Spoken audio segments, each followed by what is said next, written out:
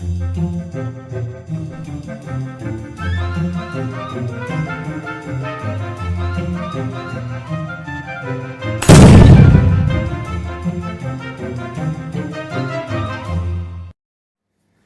Everyone, welcome to our YouTube channel nerdy brains. So आज का जो हमारा टॉपिक है वो है हार्डी वेनबर्ग्स प्रिंसिपल, और ये जो एक टॉपिक है ये बहुत ही इम्पोर्टेंट टॉपिक है। सो अब हम टाइम वेस्ट नहीं करते हैं and let's just start the video. Hardy Weinberg principle, अब ये जो प्रिंसिपल है ये किसने प्रपोज किया था? G.H. हार्डी, जो कि एक इंग्लिश मैथमेटिशियन थे, एंड W. वेनबर्ग, जो कि एक जर्मन फिजिशियन थे। उन्होंने ये टॉपिक, ये प्रिंसिपल प्रपोज किया था independently in early 90s, that is 1908। और इन्होंने स्टेट क्या किया? Basically what is the definition of Hardy Weinberg principle? Allele frequencies in a population are stable and is constant from generation to generation. अब allele frequencies in a population are stable, इस line का मतलब क्या है वो हम आपको समझाएंगे। इस लाइन को हम कैसे बोलेंगे, क्या मतलब है, वो मैं अभी आपको समझाऊंगी। तो हार्डी वेनबर्ग प्रिंसिपल बेसिकली जो है वो एक रिस्ट्रिक्टेड होता है, एक एरिया में, एक पर्टिकुलर लार्जर एरिया में रिस्ट्रिक्टेड होता है। अब लार्जर एरिया है तो लार्ज पॉपुलेशन भी होगी। तो always remember, Hardy Weinberg principle is restricted in one area. Now there are some 5 criteria, 5 criterias हैं या 5 रूल्स हम कह सकते हैं जो कि होने ही होने चाहिए अगर हमें द हार्डी वेनबर्ग प्रिंसिपल को प्रूफ करना है एक पॉपुलेशन में। तो वो 5 रूल मैं आपको बताऊंगी और मैं आपको समझाऊंगी भी कि वो कैसे अप्लाई होंगे। सबसे पहला रूल हम पढ़ेंगे जीन फ्लो या जीन माइग्रेशन का। जीन फ्लो और जीन माइग्रेशन का मतलब क्या होता है? अब हम जानते हैं कि माइग्रेशन का मतलब क्या होता है कि एक जगह से दूसरी जगह पे ट्रांसफ़र होना, एक जगह से दूसरी जगह में ट्रांसफ़र होना। तो क्या हुआ कि यहाँ पे आप देख सकते हैं मैंने ड्राइंग्स बनाई हैं। तो अब इन ड्राइंग्स में एक्चुअली मैंने समझाया क्या है। यहाँ पर एक कम्युनिटी है पिंक बीटल्स की, जो कि आराम से मस्ती मौज में अपनी ज़िंदगी काट रहे हैं। लेकिन अचानक से क्या हुआ कि इसमें से एक बीटल उड़ के दूसरी बीटल कम्युनिटी में जाके रहने लगा। एक बीटल यहाँ से उड़ गया और यहाँ पे एक दूसरी बीटल कम्युनिटी में जाके रहने लगा। तो इसकी वजह से क्या हुआ कि यहाँ के बीटल्स कम हो गए और यहाँ का बीटल्स का लेवल बढ़ गया, क्योंकि अगर एक भी ऐड होगा तो एक नंबर बढ़ गया ना पॉपुलेशन में। तो वो हुआ। तो बेसिकली हुआ क्या? माइग्रेशन हो गया, एक जगह से दूसरी जगह बीटल गया, यहाँ पर हुआ माइग्रेशन। अब यहाँ पे जीन क्यों कह रहे हैं कि यहाँ जीन माइग्रेशन हुआ? क्यों हुआ? क्योंकि अब आप खुद सोचो कि अगर एक बीटल है, उस बीटल का खुद का डीएनए होगा, उस बीटल का खुद का ही जीन होगा, उस बीटल का खुद का ही अलील होगा। तो अगर एक बीटल एक कम्युनिटी से दूसरी कम्युनिटी में चला जाएगा तो क्या होगा? ये अपने साथ अपना डीएनए, अपना जीन, अपना अलील भी ले गया। Fine, so this is called gene migration. अब यहाँ पे मैंने लिखा है नो जीन फ्लो और जीन माइग्रेशन। इसका क्या मतलब है? अगर जीन फ्लो होगा तो क्या होगा? अलील चेंज हो जाएंगे, फ्रीक्वेंसी चेंज हो गई। कैसे चेंज हो गई? यहाँ पर बीटल्स थे, इनके पास अपने अलील्स थे। अब ये जो अलील्स थे, इनके पास जो अलील्स थे उनकी कुछ फ्रीक्वेंसी थी। सपोज करिए 1 2 3 4 5 6 7 8 9, यहाँ पे 9 बीटल्स हैं, यहाँ पे 9 अलील्स हैं। लेकिन पहले कितने थे? अगर हम इसको जोड़ दें तो 10 थे। अब यहाँ पर 1 2 3 4 5 6 7 8 बीटल्स थे, लेकिन यहाँ पे जब एक और आ गया तो ये 9 हो गए। फाइन, तो यहाँ अलीलिक फ्रीक्वेंसी चेंज हो गई, अलील्स यहाँ पर चेंज हो गए, यहाँ पर 10 थे लेकिन 9 हो गए, यहाँ पर 8 थे पर 9 हो गए। तो वही चीज़ अलील फ्रीक्वेंसी चेंज हो गई एंड इस वजह से ये नहीं होना चाहिए, जीन फ्लो नहीं होना चाहिए क्योंकि अलील फ्रीक्वेंसी उसकी वजह से चेंज हो रही है। अगर अलील फ्रीक्वेंसी चेंज होती है, अगर जीन फ्लो होगा तो हार्डी-वेनबर्ग प्रिंसिपल उस पॉपुलेशन पे अप्लाई नहीं होगा। अब आते हैं जेनेटिक ड्रिफ्ट के बारे में। जेनेटिक ड्रिफ्ट क्या होता है? जेनेटिक ड्रिफ्ट के लिए भी एग्जाम्पल देख लेते हैं कि यहाँ पे मैंने एक कम्युनिटी बनाई है ब्लू एंड वाइट बीटल्स की। बीटल्स बहुत अजीब तरीके के दिख रहे हैं तो प्लीज़ डोंट माइंड।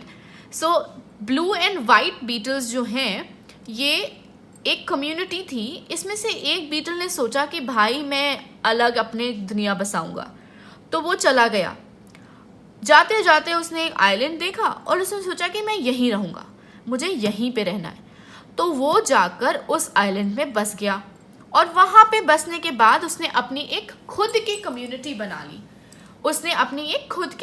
बना ली। तो हुआ क्या यहाँ पर? जेनेटिक ड्रिफ्ट, एक पॉपुलेशन से दूसरी जगह पे जाकर एक बीटल ने अपनी खुद की पॉपुलेशन बना ली, तो एक ड्रिफ्टिंग हो गई। अब ये जो बीटल था ये बीटल अपने साथ अपना जीन, अपना डीएनए, अपना अलील भी ले गया, तो इसी वजह से जेनेटिक ड्रिफ्ट कहते हैं। ना यहाँ पे भी मैंने लिखा है नो जेनेटिक ड्रिफ्ट, तो नो जेनेटिक ड्रिफ्ट का अब मतलब आप समझ ही रहे होंगे कि यहाँ पर भी अलील फ्रीक्वेंसी चेंज हो रही है, और अगर फ्रीक्वेंसी चेंज होगी, अगर जीन्स चेंज होंगे, अगर अलील्स बदलेंगे, अलील्स की फ्रीक्वेंसी बदलेगी, तो हार्डी-वेनबर्ग प्रिंसिपल अप्लाई नहीं होगा। तो इसीलिए अगर जेनेटिक ड्रिफ्ट होता है तो हार्डी-वेनबर्ग प्रिंसिपल उस छोटी सी या लार्ज पॉपुलेशन पर अप्लाई नहीं होगा। तो इसीलिए नो जेनेटिक ड्रिफ्ट शुड अकर। आगे बढ़ते हैं। Next is the gene recombination. Now gene recombination का मतलब क्या होता है?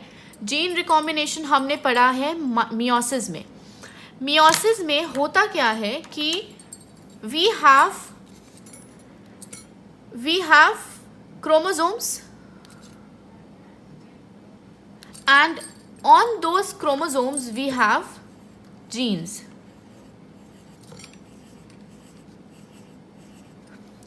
So what happened? They will intercross and the crossing over occur, and because of the crossing over these genes get transferred to this chromosome and this gene will get transferred to the this chromosomes. So if I draw this, it will become like this.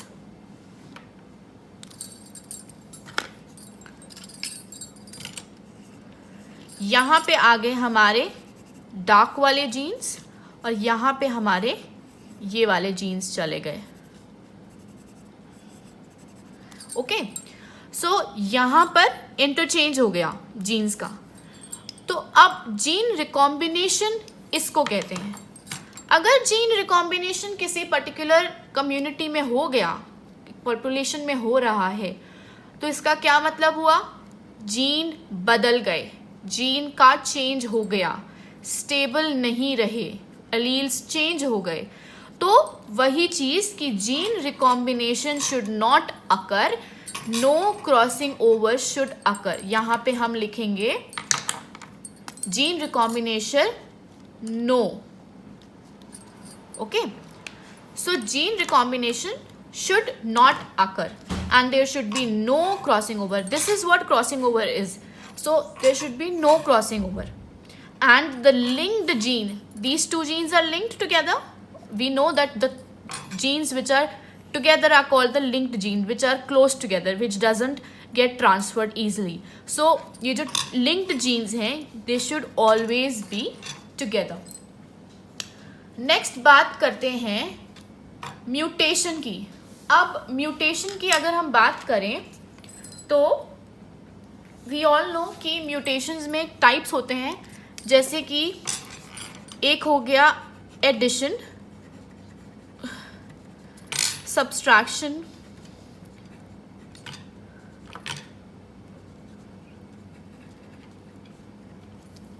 And somewhat others. So addition होता है, subtraction होता है. तो अगर एक gene है, एक particular organism है, उसका डीएनए है, उस डीएनए में न्यूक्लियोटाइड्स होंगे. अगर उस न्यूक्लियोटाइड में से एक न्यूक्लियोटाइड हटा दो, उस डीएनए के न्यूक्लियोटाइड में से एक न्यूक्लियोटाइड हटा दिए जाए, तो क्या होगा, वहाँ पर सब्सट्रैक्शन हो गया. सब्सट्रैक्शन हो गया तो जीन्स जो थे, डीएनए जो था, वो चेंज हो गया उस ऑर्गेनिज्म का. सिमिलरली अगर हम उस डीएनए में एक न्यूक्लियोटाइड को ऐड करेंगे तो फिर से डीएनए चेंज हो जाएगा. तो इसी चीज़ को म्यूटेशन कहा जाता है. तो अगर हम हार्डी-वेनबर्ग के नज़रिए से देखें तो म्यूटेशन की वजह से क्या हो रहा है, अलील फ्रीक्वेंसीज चेंज हो रही हैं. कैसे चेंज हो रही हैं? अगर तुम एक जीन के न्यूक्लियोटाइड को हटा दोगे तो वो जीन काम नहीं करेगा, या उस जगह पे एक नया न्यूक्लियोटाइड लगा दोगे तो वो जीन काम नहीं करेगा. तो वो जीन काम नहीं करेगा तो एक जीन लेस हो गया, तो फ्रीक्वेंसी कम हो गई. तो इसी तरीके से अलील्स जो हैं वो कम ज़्यादा हो सकते हैं because of the mutation. So that was the rule कि there should be no mutation. That's why Hardy Weinberg principle ने बोला, हार्डी-वेनबर्ग ने बोला कि no mutation should be there, ताकि एक पॉपुलेशन जो है वो स्टेबल हो सके. Now coming on to the fifth point, that is the natural selection. Now what is natural selection? Natural selection का एक एग्जाम्पल हम ले लेते हैं. यहाँ पे हमारे पास एक बुश है, ये क्लाउड ज़्यादा लग रही है बट इट्स फाइन. यहाँ पे उस पर हमारे पास कुछ बीटल्स हैं. So what happened, one day एक एलिफेंट आया और उस एलिफेंट ने इस बुश पे पैर रख दिया. अब उसने पैर रखने की वजह से क्या हुआ कि सिर्फ और सिर्फ 4 ऑरेंज बीटल फैमिलीज रह गई और एक पिंक बीटल फैमिली रह गई. पहले कितनी थी? पहले थी 3 बीटल फैमिली, 3 पिंक बीटल्स थे और 4 ऑरेंज बीटल्स थे. लेकिन एक हाथी आया, उसने उस बुश पे पैर रख दिया और उसकी वजह से एक बीटल रह गया सिर्फ पिंक फैमिली में एंड 4 बीटल ऑरेंज के रह गए. तो what has happened? Something naturally has occurred. हाथी कोई प्लांट करके तो आया नहीं था, वो नेचुरली आया, उसने पैर रखा और वो चीज़ उसने पैर रखा जिसकी वजह से बीटल फैमिली की डेथ हो गई. अब हम देखें तो हुआ क्या इसकी वजह से. इसकी वजह से ये हुआ कि हमारी जो ऑरेंज बीटल फैमिली की स्पीशीज़ थी वो ज़्यादा हो गई और जो पिंक बीटल फैमिली की स्पीशीज़ थी वो कम हो गई. तो इससे क्या हुआ? सिमिलरली इससे यही चीज़ हुई कि अलील चेंज हो गए, अलील की फ्रीक्वेंसीज चेंज हो जाएंगी, अलील की फ्रीक्वेंसी चेंज हो जाएगी. तो इसीलिए बोला कि no natural selection should be there. अगर नेचुरल सिलेक्शन होगा तो हार्डी-वेनबर्ग प्रिंसिपल फॉलो नहीं होगा.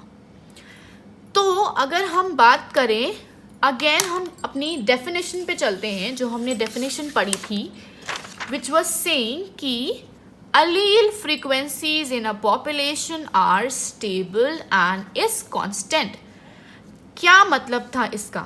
इसका मतलब ये था, ये जो हमने 5 रूल्स बताए मैंने अभी आपको, कौन कौन से 5 रूल बताए? एक तो मैंने बताया नो जीन फ्लो और जीन माइग्रेशन, दूसरा नो जेनेटिक ड्रिफ्ट, थर्ड मैंने बताया no gene recombination, fourth no mutation and no natural selection. So मैंने ये बात बोली कि ये जो 5 रूल्स फॉलो हो रहे हैं, अगर ये फॉलो नहीं होंगे, इनमें से एक भी रूल अगर फॉलो नहीं होगा तो हार्डी-वेनबर्ग प्रिंसिपल नहीं अप्लाई होगा. क्यों नहीं होगा? क्योंकि इन 5 रूल्स की वजह से ही एवोल्यूशन आ रहा है. एवोल्यूशन जो है वो हमें पता है 24 घंटे कहीं ना कहीं कुछ ना कुछ एवोल्यूशन हो रहा है, कुछ ना कुछ इवॉल्व हो रहा है। तो अगर हम इस चीज़ को नेचुरली देखें कि कोई ऑर्गेनिज्म है, उसने मेट करा, उसके ऑफस्प्रिंग्स हुए, उन ऑफस्प्रिंग्स में भी चेंजेस होंगे, ओवल्यूशन होगा, म्यूटेशन होगा। तो इसीलिए अगर वो चीज़ होती तो हार्डी-वेनबर्ग प्रिंसिपल नहीं फॉलो होगा। तो इसीलिए हार्डी-वेनबर्ग ने बोला कि मेरा जो प्रिंसिपल है वो तभी फॉलो होगा, वो एक रिस्ट्रिक्टेड एरिया में फॉलो होगा, और वो तभी फॉलो होगा जब ये 5 रूल अप्लाई होंगे। जब ये 5 रूल अप्लाई होंगे तभी हार्डी-वेनबर्ग प्रिंसिपल फॉलो होगा। Now allele frequencies should be stable and constant from generation to generation. इसका क्या मतलब है फ्रॉम जनरेशन टू जनरेशन? मैंने बोला कि जो पॉपुलेशन है वो रिस्ट्रिक्टेड है एक छोटे से एरिया में, पॉपुलेशन रिस्ट्रिक्टेड है छोटे से एरिया में। तो अब कोई आ नहीं सकता और कोई जा नहीं सकता। तो इसके अंदर जो लोग रह रहे हैं, इसके अंदर जो स्पीशीज रह रही हैं, वो स्पीशीज क्या होंगी? वो आपस में ही मेट करेंगी, वो आपस में ही रिप्रोड्यूस करेंगी। तो वही चीज़ सेम टू सेम फॉलो होती जाएगी generation to generation. This is what meant by generation to generation. मतलब अलील फ्रिक्वेंसीज जो उस रिस्ट्रिक्टेड एरिया में है वो सेम रहेंगी, स्टेबल रहेंगी, कांस्टेंट रहेंगी, और वही चीज़, वही constant frequencies generation to generation चलती जाएगी। अब जीन पूल क्या होता है?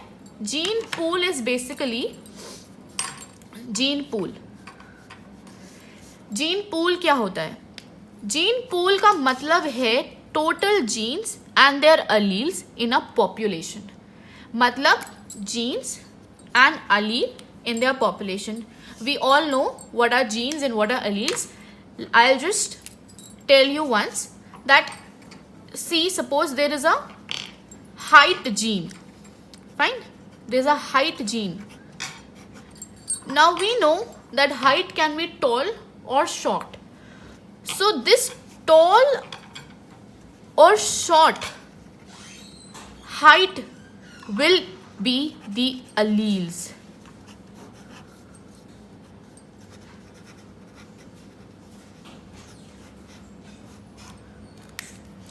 These will be the alleles. So basically height का एक जीन होता है और उस जीन का फॉर्म होता है दो, टॉल और शॉर्ट। तो tall will be the allele 1 and short will be allele 2। तो यहाँ पे बोल रहे हैं कि जो जीन पूल है, उनके जो टोटल जीन्स हैं और उनके अलील, जीन्स के alleles like height and height का टॉल एंड शॉर्ट, वो जो है एक पॉपुलेशन में हमेशा कांस्टेंट रहेगा अगर वो पॉपुलेशन हार्डी-वेनबर्ग प्रिंसिपल फॉलो कर रही है तो वो हमेशा के लिए कांस्टेंट रहेगा। और इसको ही हम जेनेटिक इक्विलिब्रियम कहते हैं। जेनेटिक इक्विलिब्रियम का मतलब कि genetic means you know genes, alleles and stuff. Equilibrium का मतलब कि हमेशा एक बैलेंस बना रहेगा, उसमें हमेशा एक बैलेंस बना रहेगा। अब चलिए आगे बढ़ते हैं। We'll discuss about the equations now, but before that I will simply tell you about allele frequencies a little bit more. So allelic frequency, what is that? What does you mean by allelic frequency? So allelic frequency of an allele in a population.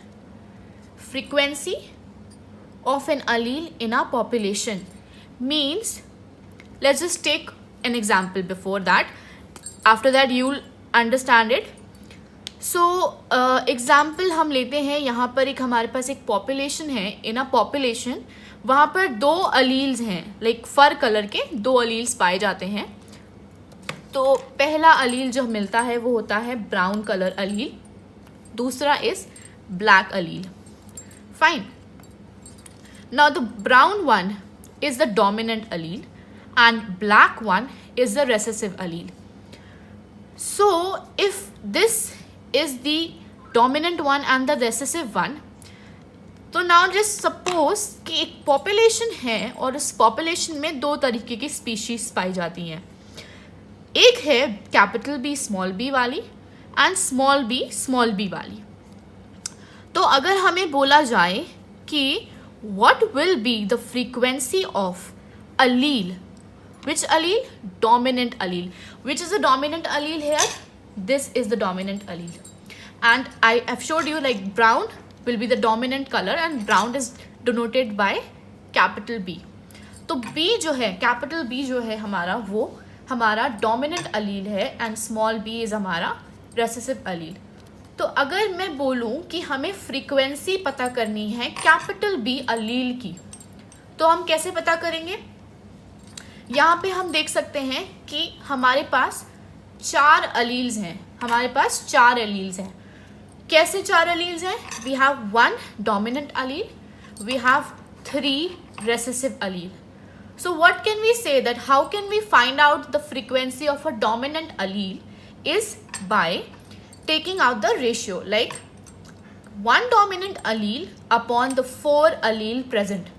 So 1 dominant allele upon total allele, which will be equal to 0.25, and this will give us 25%. Now moving on to the next part, if we ask you that what will be the frequency of recessive allele, frequency of recessive allele क्या होगी, recessive allele की frequency क्या होगी, तो similarly we can take it out कि यहाँ पर we can see कि 3 recessive allele present है. तो 3 by 4 because 4 total allele present है, तो 3 by 4 will be 0.75 which will be 75%. तो एक छोटी सी पॉपुलेशन में, जस्ट एग्जाम्पल है ये कि एक छोटी सी पॉपुलेशन में frequency of dominant allele will be 25% and frequency of recessive allele will be 75%. Now this if we take this frequency of dominant allele as P and frequency of recessive allele as Q, then what can we say? That these two will make up 100% population. These two, if we add these two frequency, it will make up 100% population, and that's 100% population. If we simplify this equation, we'll get P plus Q is equal to 1, which is nothing, which is what? The 1 of the equation, Hardy-Weinberg equation. Now moving on to the next equation, how will we form that? P plus Q square, like if we square root on both the sides,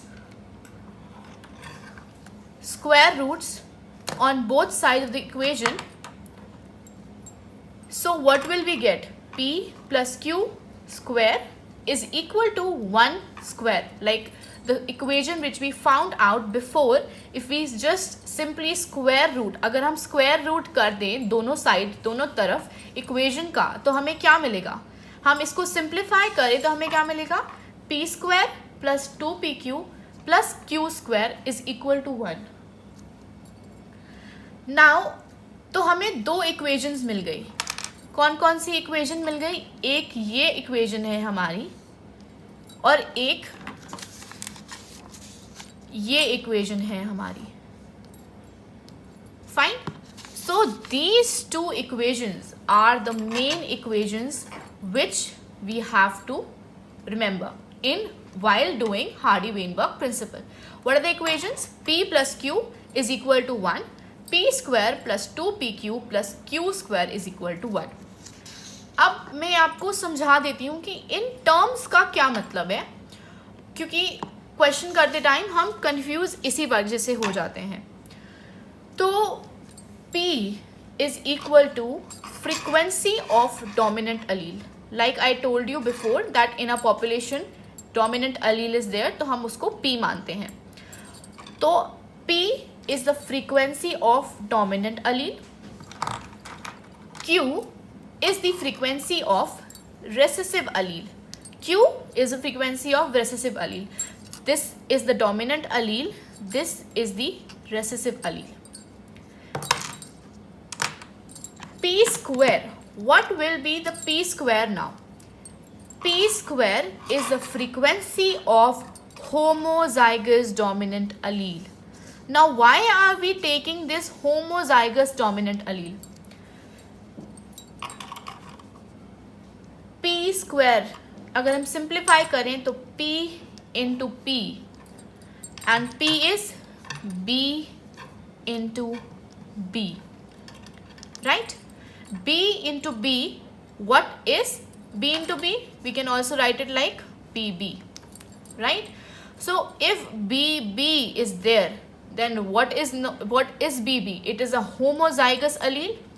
हमें पता है कि दो alleles अगर साथ में हैं, दो सिमिलर अलील्स अगर साथ में हैं, तो वो होमोजाइगस कहलाते हैं.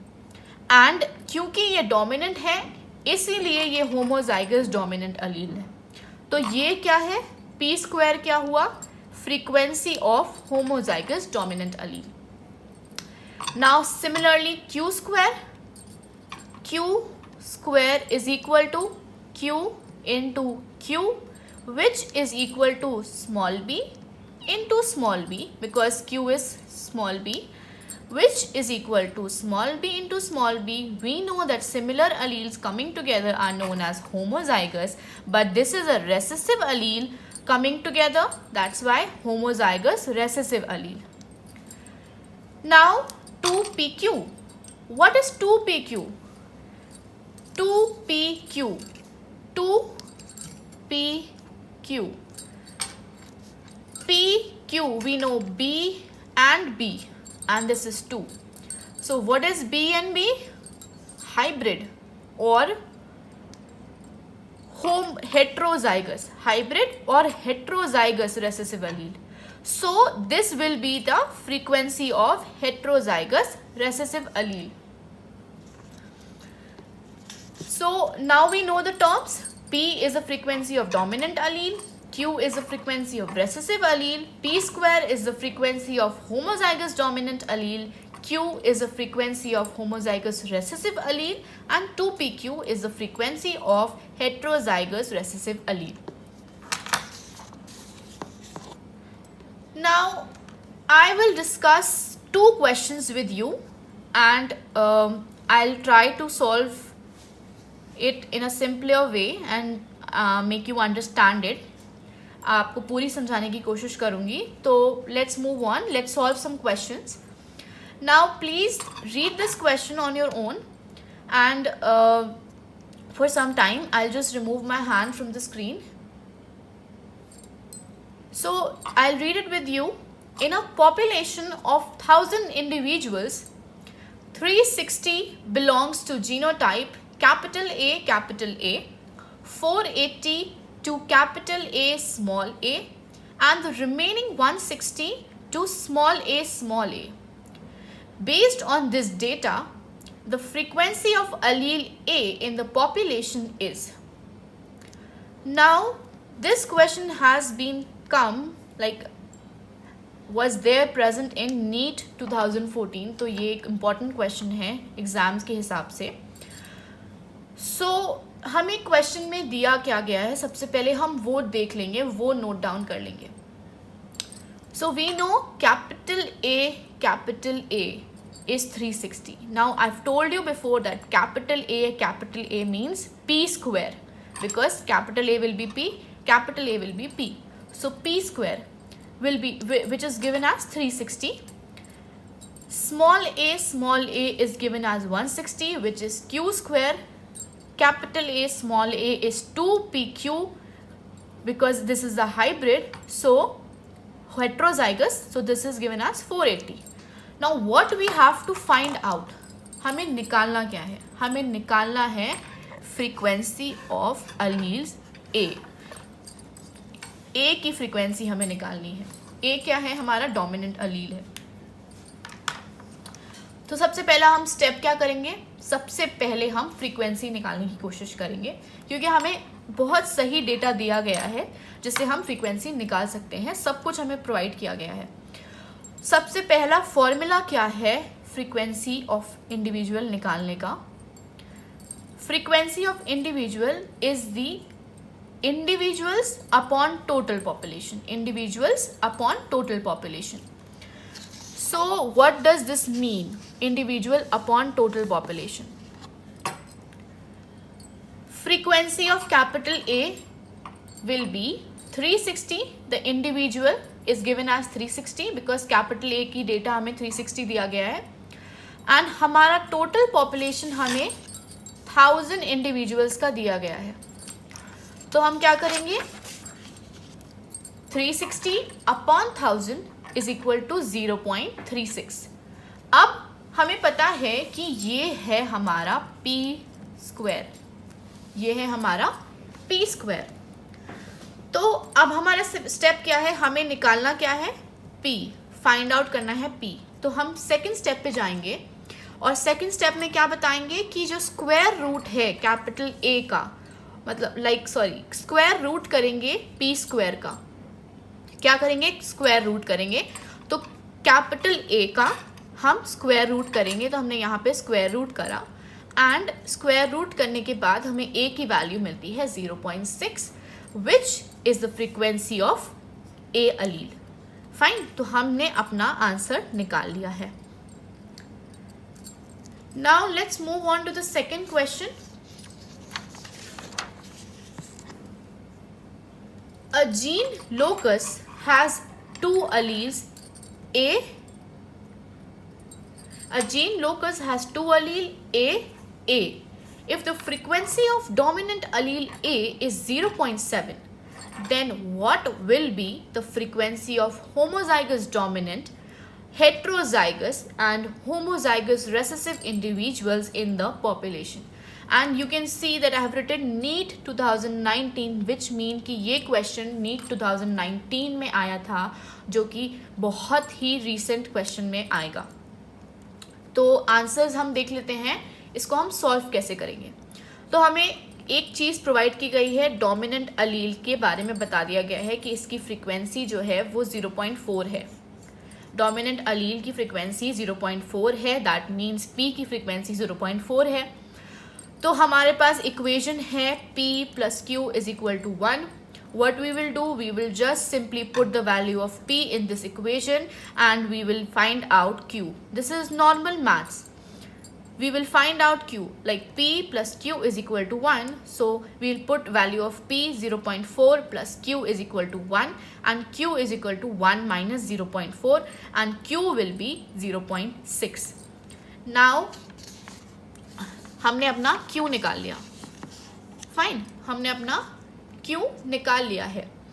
तो अब हमें क्या ढूंढना है? अब हमें ढूंढना है अपना रेस्ट ऑफ द पोर्शन. तो हमारा सेकंड स्टेप क्या होगा? हम बस अपनी P की वैल्यू और अपनी Q की वैल्यू पुट करेंगे. कौन सी इक्वेशन में? हमारी सेकेंड हार्डी-वेनबर्ग इक्वेशन में. P square plus 2PQ is equal to Q square is equal to 1. What will be P square? P square is P into P. So 0.4 into 0.4 which will be 0.16. Q square is Q into Q which is 0.6 into 0.6 which is equal to 0.36. 2PQ is equal to 2 into P into Q which is equal to 2 into P into Q which is equal to 0.48.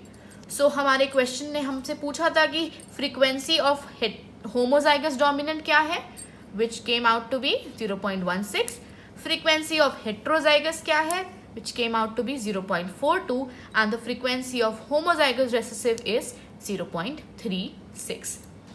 So these were the two questions we have solved. Now I'm going to give you one question which I would like you all to please solve and give me the answers in the comment section below.